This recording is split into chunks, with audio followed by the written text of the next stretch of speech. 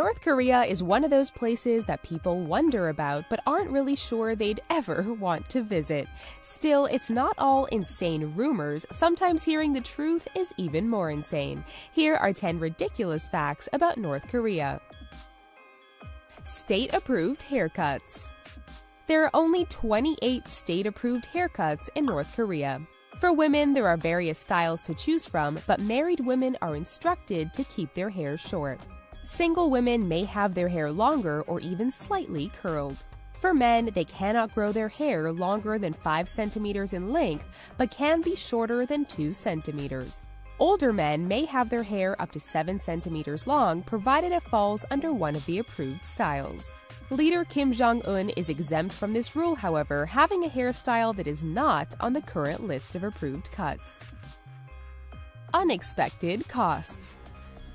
In most of the world, students take things like desks for granted since they are typically provided by the schools.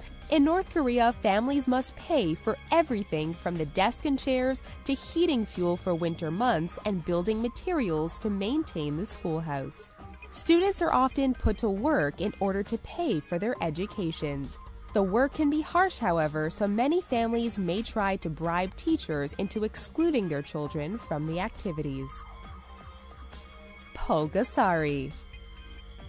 Back in the late 1970s, North Korea's Kim Jong-il had intelligence officers kidnap a South Korean director in order to create his own version of Godzilla.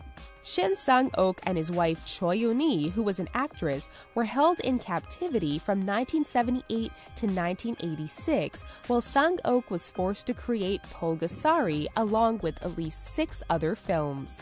The director and his wife were fortunately able to escape after surviving for years in their fans' employ. Limited channels.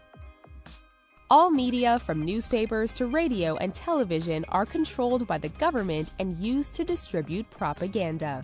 Newscasters are not allowed to talk about the hardships their citizens go through or the fact that much of the population lives in poverty. They are only allowed to praise their leader and talk about how great North Korea is.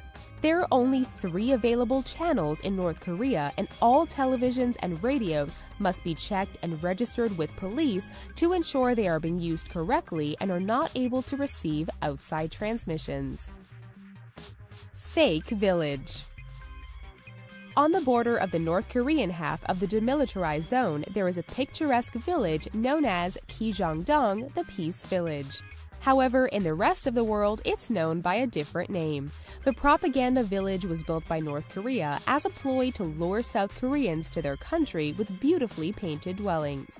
North Korea claims the village can support roughly 200 families, provide childcare, schools, and hospitals, but it has been uninhabited since it was built in the 1950s.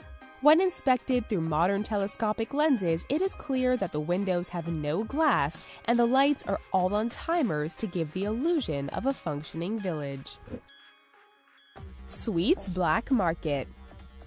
Since the devastating famine in the 1990s that killed over 1 million people in North Korea, food production has suffered. Luxuries such as sweets, pizza, hamburgers, and fries have even been banned from the country.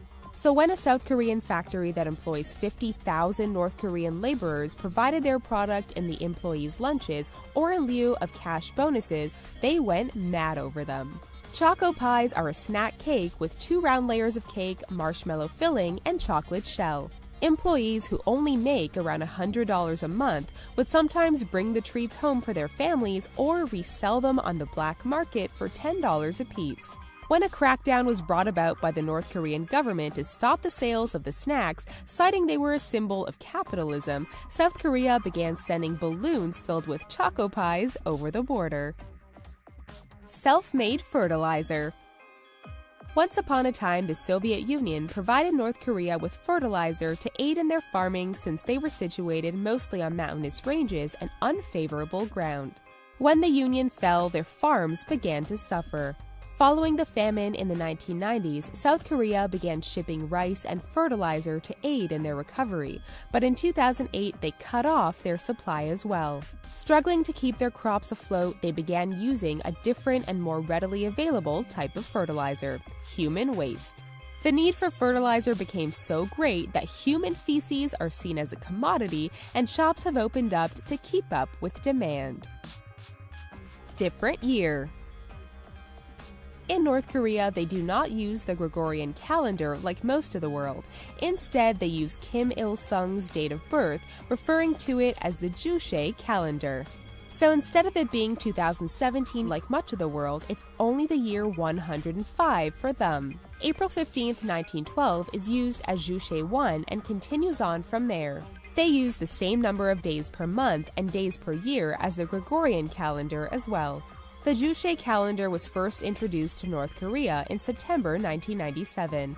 They also have their own time zone known as Pyongyang time. Elite City.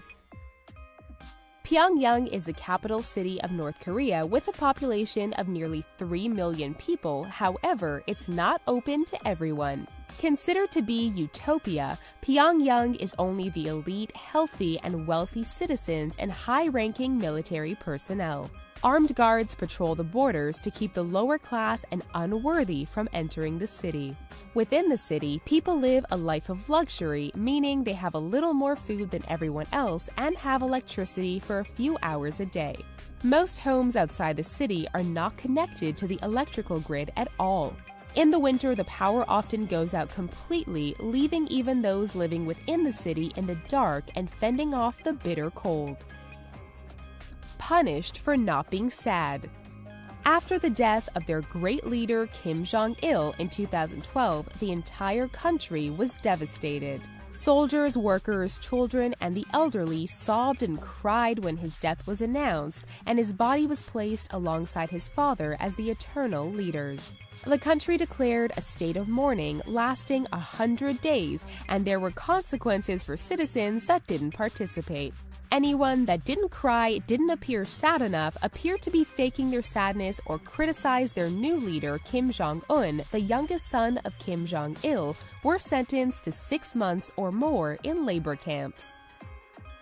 What do you think about these North Korean facts? Share your opinions with us down in the comments.